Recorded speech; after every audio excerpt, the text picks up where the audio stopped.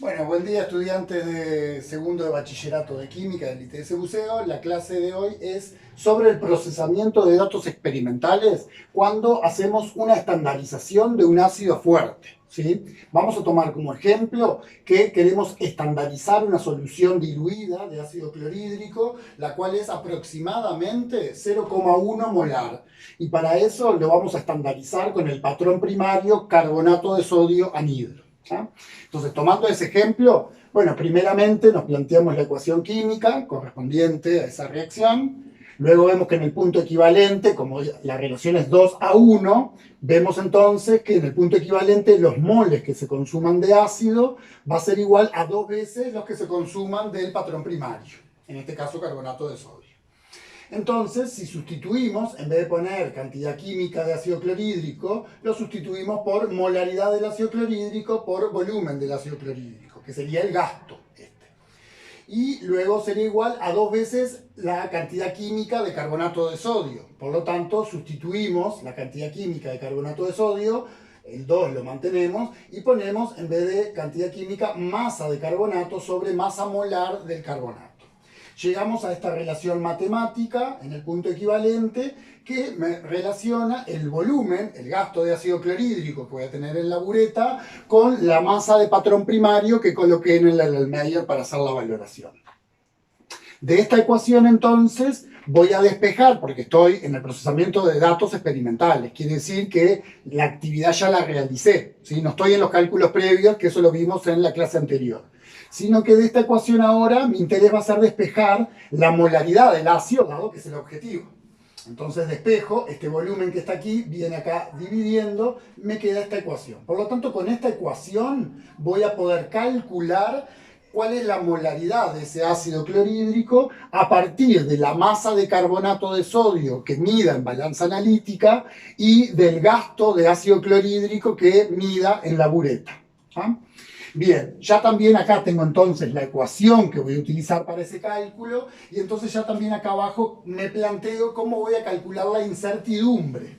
Dado que la molaridad la calculo mediante este producto y cociente que está acá, entonces la incertidumbre de esta molaridad, esto, va a ser igual a la incertidumbre de esta masa, ¿sí? Que lo voy a plantear como la incertidumbre sobre la medida de masa, y también el otro valor que tiene acá incertidumbre, dado que es una medida experimental también, es el volumen. La masa molar no voy a considerar el error porque es algo que lo calculo a través de la tabla periódica y puedo usar todas las cifras que quiera en realidad.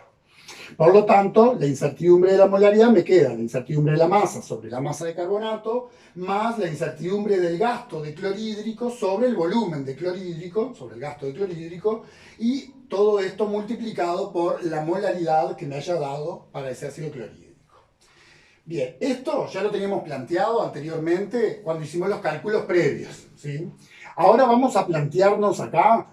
Supongamos que tengo esta tabla de datos experimentales, es decir, que yo hice la actividad experimental y obtuve datos que son las masas de patrón primario que utilicé y los gastos que tuve, ¿sí?, de ácido clorhídrico.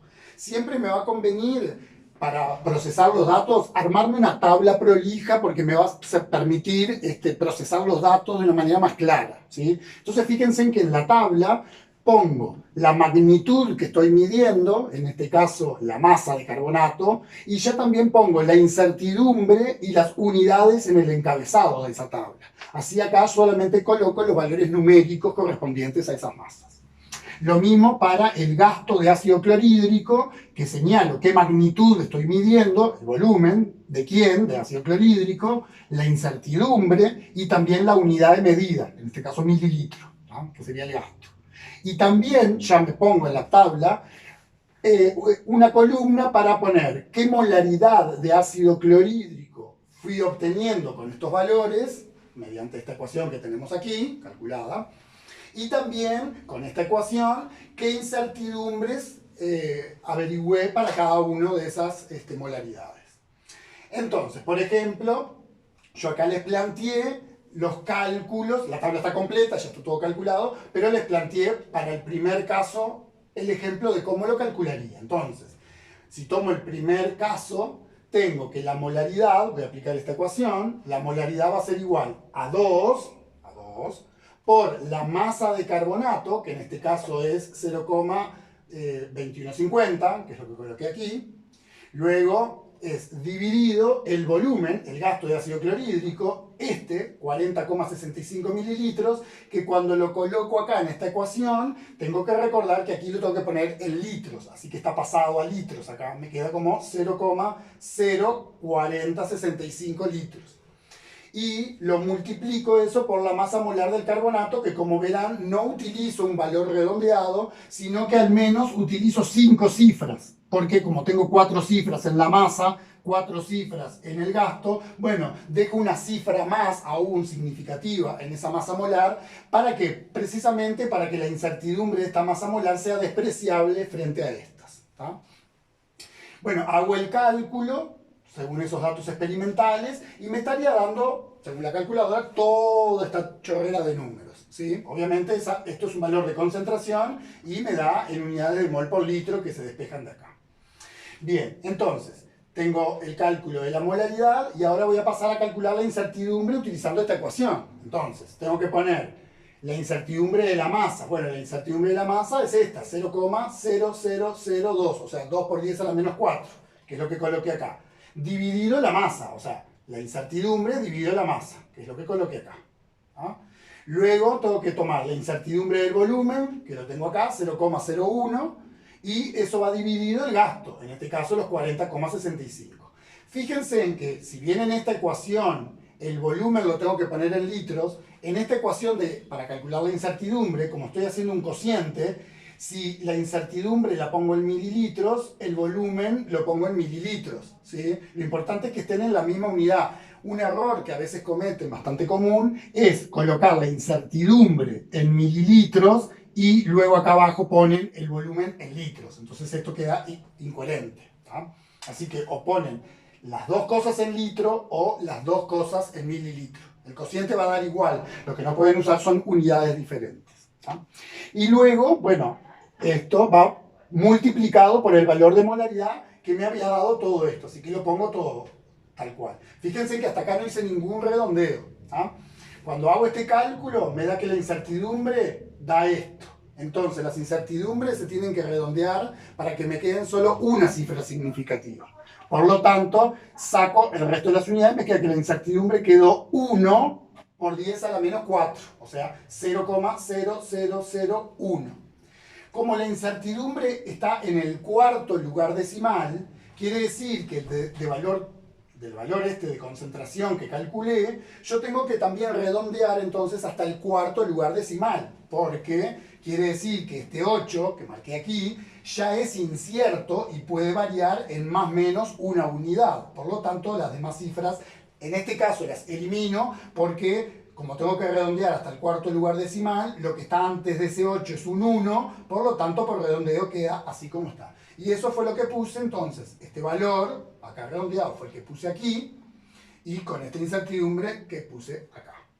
Luego repetí esto exactamente igual, pero para los otros datos experimentales, ¿sí? O sea que calculé la molaridad y la incertidumbre para cada uno de estos valores. Una cosa a tomar en cuenta es que no pueden promediar los gastos, ¿sí? ¿Por qué? Porque en este caso las masas que mido nunca son exactamente iguales, entonces no puedo buscar concordancia en el gasto, ¿sí? Porque como son masas diferentes de este reactivo, voy a utilizar gastos diferentes de este otro, del ácido clorhídrico.